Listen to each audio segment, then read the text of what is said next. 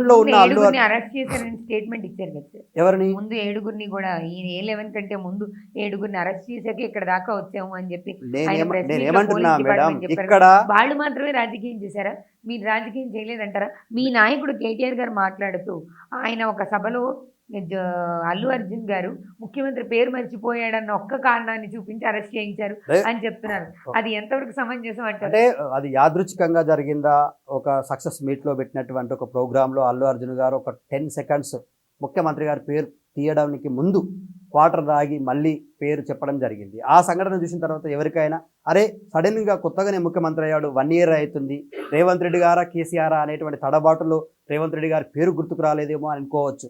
కానీ ముఖ్యమంత్రి గారి పేరే మర్చిపోతాడా అని చెప్పేసి చాలామంది, ఇంకోటి కాంగ్రెస్ పార్టీ నాయకులు చాలామంది, నిజామాబాద్ అర్బన్ ఎమ్మెల్యే భూపాల్ రెడ్డి గారు సినిమా ఇండస్ట్రీ ఉంటే ఉండండి, వెళ్ళిపోతే వెళ్ళిపోండి, మీరు ఏమనుకుంటున్నారు ఖబర్దార్ అని బెదిరించే ప్రయత్నం చేస్తే తెలంగాణ రాష్ట్రం 10 సంవత్సరాల వచ్చింది. కేసీఆర్ గారి నాయకత్వంలో 10 సంవత్సరాల్లో ఇక్కడ ఒక్క సినిమా ఇండస్ట్రీ నాయకులపైన కానీ, హీరోలపైన కానీ, హీరోయిన్లపైన కానీ ఇలాంటి సంఘటనలు జరగలేదు. నేనేమంటా ఉన్నానంటే సినిమా ఇండస్ట్రీ వల్ల హైదరాబాద్ కూడా ఎంతో కొంత ఒక పేరు కానీ ప్రతిష్ట కానీ వస్తూ ఉంది. ఇక్కడ చాలా ప్రపంచ స్థాయి స్టూడియోలు ఉన్నాయి. రామానాయుడు స్టూడియో కావచ్చు, రామోజీ ఫిలిం స్టూడియో కావచ్చు, అన్నపూర్ణ కావచ్చు.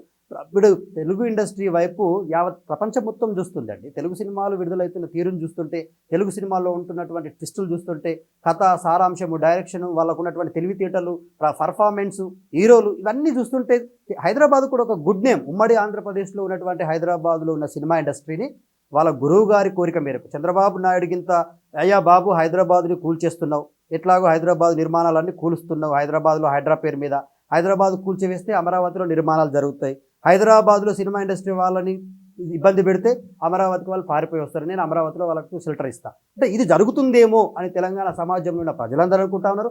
మాకు కూడా కొన్ని సంఘటనలు చూస్తే వాస్తవమేనేమో. ఇప్పుడు మొత్తానికి ఈ సినిమా ఇండస్ట్రీని హైదరాబాద్ నుంచి పంపించే ప్రయత్నంలోని ఇవన్నీ చేస్తున్నారు ముఖ్యమంత్రి రేవంత్ రెడ్డి గారు. చంద్రబాబు నాయుడు జేబులో నుంచి ముఖ్యమంత్రి అయిందండి. ఆయన పుట్టుక రాజకీయ జీవితం మొత్తం కూడా చంద్రబాబు నాయుడు చెప్పు చేతుల్లో జరిగింది. చంద్రబాబు నాయుడే తీసుకుపోయి పిసిసి ప్రెసిడెంట్ ఇప్పించిండు. చంద్రబాబు నాయుడు తీసుకుపోయి ఈ రాష్ట్రానికి ముఖ్యమంత్రి చేశాడు. నాయకులు కూడా ముందు ఆ పార్టీ నుంచి టీడీపీ ఇప్పుడు మా నాయకుడు పార్టీ నుంచి వేరైనా మా నాయకుడు ప్రాంతం కోసం కొట్లాడిండు, వాదం కోసం కొట్లాడిండు, ఆ వాదం నిలబెట్టడం కోసం, తెలంగాణ రాష్ట్రం సాధించడం కోసం ప్రాణాలకు సైతం తెగించిండు, ఉద్యమం చేసిండు, జైలుకు పోయిండు, అరెస్టులు అయ్యిండు, 36 పార్టీల నాయకులను కలిసిండు, దేశంలో ఉన్నటువంటి ప్రతి పార్టీ నాయకుని గడప దొక్కిండు, వాళ్ళని ఒప్పించిండు, తెలంగాణ రాష్ట్రాన్ని తీసుకొచ్చిండు. ఆయన చరిత్రని, ఆయన పోరాటాన్ని రేవంత్ రెడ్డి 1000 జన్మలెత్తినా కేసీఆర్ కాలి గోటికి కూడా సరిపోడండి. ఆయన ఉద్యమంలో నుంచి వచ్చిన నాయకుడు, ఈయననేమో చంద్రబాబు నాయుడు జేబుల్లో నుంచి వచ్చిన వాడు కదా. చంద్రబాబు నాయుడు ఎట్లా చెప్తే అట్లా రాష్ట్రంలో పాలన జరుగుతుంది కదా. హైదరాబాద్ను కూల్చేస్తున్నాడు. ఆంధ్రప్రదేశ్ ముఖ్యమంత్రిగా ఉన్న చంద్రబాబు నాయుడు గారు అక్కడే కూర్చొని తెలంగాణ రాష్ట్రాన్ని పరిపాలిస్తున్నారు. మీకు ఒకటి చెప్పనా, చంద్రబాబు నాయుడు బూరెల బుట్టలో పడ్డాడండి, లక్కీ ఫెలో. ఎందుకు చెప్పనా, అక్కడ పార్లమెంట్ ఎన్నికల తర్వాత కేంద్రంలో మోడీ గారికి చంద్రబాబు నాయుడు లేకపోతే అక్కడ అధికారం లేని పరిస్థితి అయిపోయింది. అక్కడ సంకీర్ణ ప్రభుత్వం, అక్కడ నితీష్ కుమార్ గారు చంద్రబాబు నాయుడు సహకారంతో కేంద్రంలో అధికారంలో, చంద్రబాబు నాయుడు సహకారంతో మోడీ పాలన కొనసాగుతుంది. ఇక్కడ ఆంధ్రప్రదేశ్ రాష్ట్రం అదృష్టవశాత్తు బంపర్ మెజార్టీతోనే ఆంధ్రప్రదేశ్లో అధికారాన్ని చేపట్టుకున్నాడు. పవన్ కళ్యాణ్ పుణ్యమా లేకపోతే మిగతా పార్టీలన్నీ కలుపుకొని పోయిందా, ఏది జరిగినా కూడా అక్కడ రాష్ట్రంలో అధికారం వచ్చింది. ఇంకా పెద్ద లక్కీ ఏంటంటే హైదరాబాద్లో ఉన్నటువంటి తన శిష్యుడే ఇవాళ తెలంగాణ రాష్ట్రం కూడా ముఖ్యమంత్రి కావడం. అంటే ఇవాళ ఆంధ్రప్రదేశ్, తెలంగాణ, కేంద్రంలో ఉన్నటువంటి మోడీ అందరూ కూడా చంద్రబాబు నాయుడు ఎట్లా చెప్తే అట్లా వినే పరిస్థితికి వచ్చింది. ఇక మా దురదృష్టం అదృష్టం తెలియదు కానీ తెలంగాణ ప్రజలు ఎంత ఇబ్బంది పడుతున్నారంటే, కార్పొరేట్ విద్యా వ్యవస్థని బలోపేతం చేయడం కోసం, నారాయణ శ్రీ చైతన్య విద్యా వ్యవస్థలను బలంగా అందులో అడ్మిషన్లు కొనసాగడం కోసం, వాళ్ళని ఆర్థికంగా బలపరచడం కోసం ఇవాళ గురుకులాల్లో విద్యార్థులకు 3 పూటల భోజనం పెట్టకుండా ఇబ్బంది పెడుతున్నారు. పిల్లలు పిట్టల్లా చచ్చిపోతున్నారు, ఫుడ్ పాయిజన్ అవుతుంది. విద్యాశాఖ మంత్రిగానే ముఖ్యమంత్రి ఉంటాడు, హోంశాఖ మంత్రిగానే ముఖ్యమంత్రి ఉంటాడు, కార్మిక శాఖ, గనుల శాఖ, ఇక ఏ శాఖలో చెప్పండి, న్యాయశాఖ, ఎస్సీ కార్పొరేషన్, ఇన్ని శాఖలకు రేవంత్ రెడ్డి ముఖ్యమంత్రి, ఆయననే మంత్రి. మరి వీటి మీద ఒక్కరోజున సమీక్ష ఇవ్వడు. విద్యాశాఖలో చాలామంది పిల్లలు నెలకు 3 నుంచి 4 చొప్పున SC, ST, BC మైనార్టీ వర్గాల గురుకులాల్లో చదువుతున్న పిల్లలు పిట్టల్లాగా చనిపోతున్నారండి. మరి ఆ పిల్లల మీద ఎందుకు చనిపోతున్నారు, ఎందుకు ఫుడ్ పాయిజన్ అవుతుంది, ఎవడు కారణం, ఎవరైనా సస్పెండ్ చేయడమో, విజిట్ చేయడమో, వాళ్ళని పరామర్శించడమో ఒకటి లేదు. పిల్లల చావుల మీద లెక్కలేదు. రేవతి చనిపోతేనేమో అల్లు అర్జున్ గారిని అరెస్ట్ చేసే వరకు మాట్లాడుతూ మేము తప్పు పట్టము, ఓకే వెరీ గుడ్, స్పందించడం మంచిదే. మరి ఈ పిల్లల సంగతి ఏంది? హైదరాబాద్లో నువ్వు హైదరాబాద్ పేరు మీద బిల్డింగ్లన్నీ ఊలగొడితే బుచ్చవ్ అనేటువంటి మహిళ రేవంత్ రెడ్డి పేరు చెప్పి ఊరేసుకొని చచ్చిపోయింది. మరి ఆమెను ఎవరు పరామర్శించాలా? ఇవాళ నీ నిర్లక్ష్యం వల్ల పిల్లలందరూ చచ్చిపోతున్నారు. 7 సంవత్సర కాల పరిపాలన అద్భుతంగా చేసామని వాళ్ళు విజయోత్సవాలు జరుపుకున్నారు కదా సార్. మీరు అది ఆ పరిపాలన తప్పనంటే ఈయన అద్భుతమైన పాలన అంటే తెలంగాణ రాష్ట్రంలో తెలంగాణ తల్లి విగ్రహం పెట్టే ప్లేస్లో రాహుల్ గాంధీ గారి తండ్రి అయినటువంటి రాజీవ్ గాంధీ గారి విగ్రహం పెడతాడు. అది తెలంగాణలో అద్భుతమైన పాలనకు నిదర్శనం అంటాడు. తెలంగాణ తల్లి రూపురేఖలన్నీ మార్చేసి తెలంగాణ తల్లి చేతిలో బతుకమ్మను తీసేస్తాడు.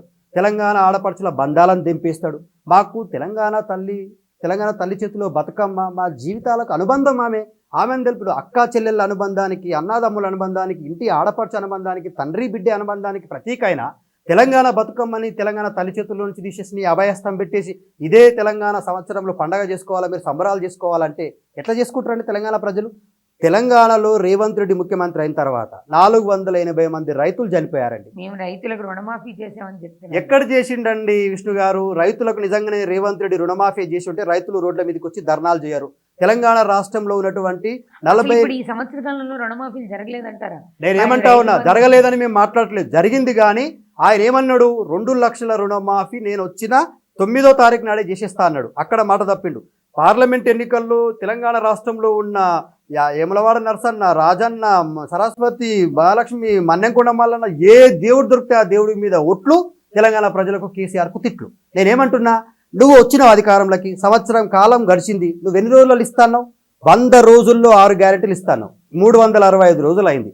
365 రోజుల్లో ఏం నెరవేర్చినవి అంటే ఉచిత బస్సు అంట. ఆ ఉచిత బస్సులో కూడా పేరుకు ఉచిత బస్సు అన్నాడు. దాంట్లో మళ్ళీ కొర్రీలు కేవలం పల్లె వెలుగు ఎక్స్ప్రెస్కి అనుమతి, మిగతా బస్సులకు టికెట్ తీసుకోవాలి. ఇది ఎక్కడి పథకం అండి? నాకు అర్థం కాదు.